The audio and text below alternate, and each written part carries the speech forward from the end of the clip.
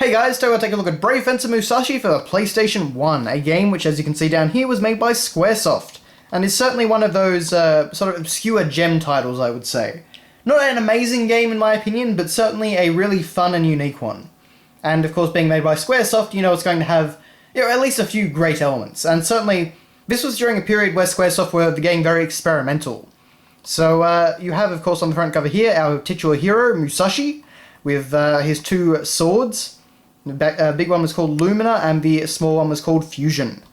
And you can see a giant tower, or possibly the Sky Garden, I can't actually remember which, in the background there, and the Frost Dragon boss fight in the background.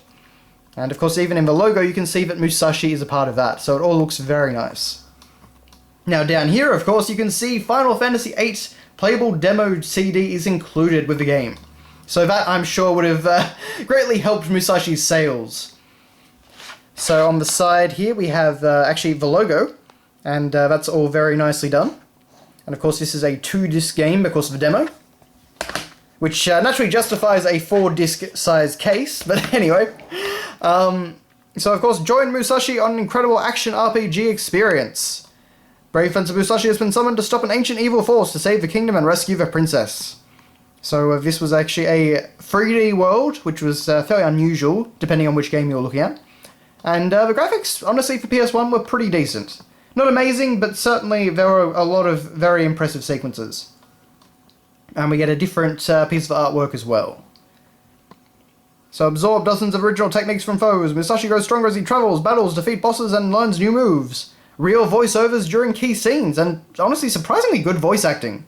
Very nicely done, very tongue-in-cheek, but very, very well done. And a fully polygonal environment that changes in real time. That's referring to the night and day system. And of course includes collector's CD with a playable demo of Final Fantasy VIII. So yes, lots of cool stuff in there. Here of course is our Brave Fencer Musashi disc, which looks very nice, very nicely embossed with a picture of Musashi. And if we pull that away, we actually get some cool artwork. And I'm going to say all the artwork of this game looks really nice.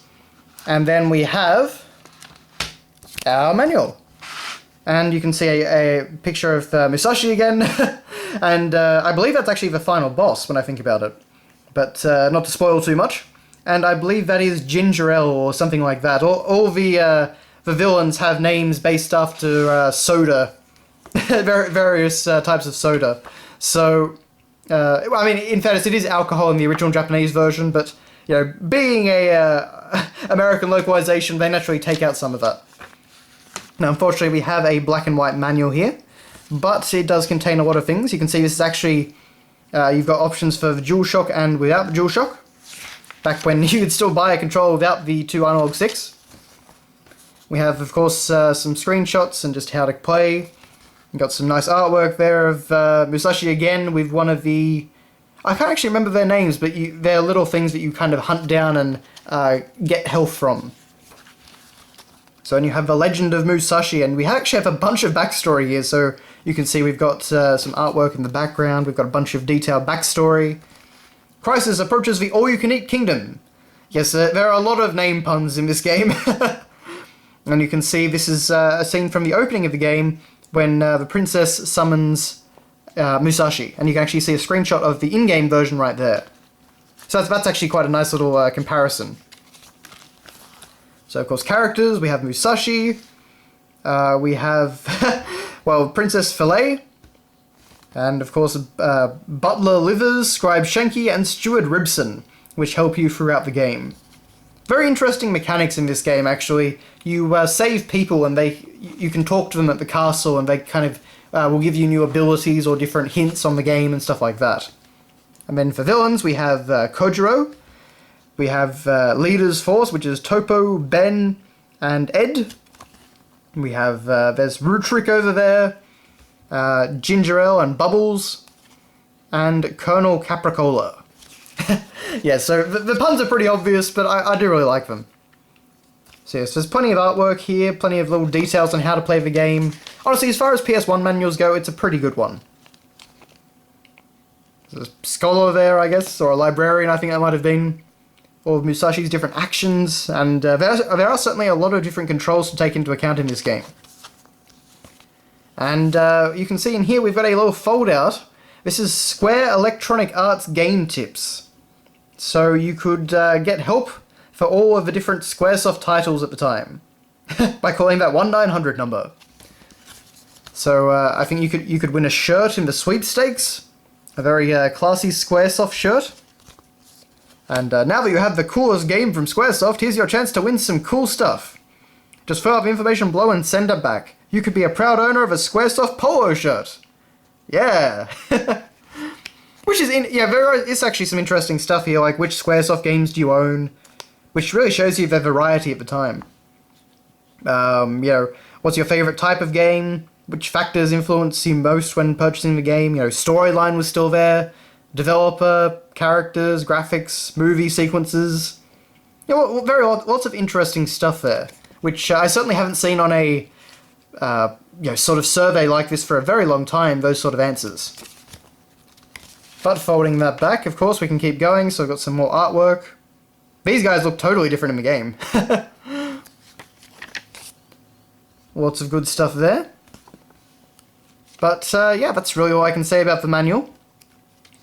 Lots of artwork and lots of nice things, but really just your standard manual beyond that. We do actually get a map of the village, which is quite cool. As well as a little bit of artwork of, I believe that character's name was Tim. But, but that's a nice little bonus.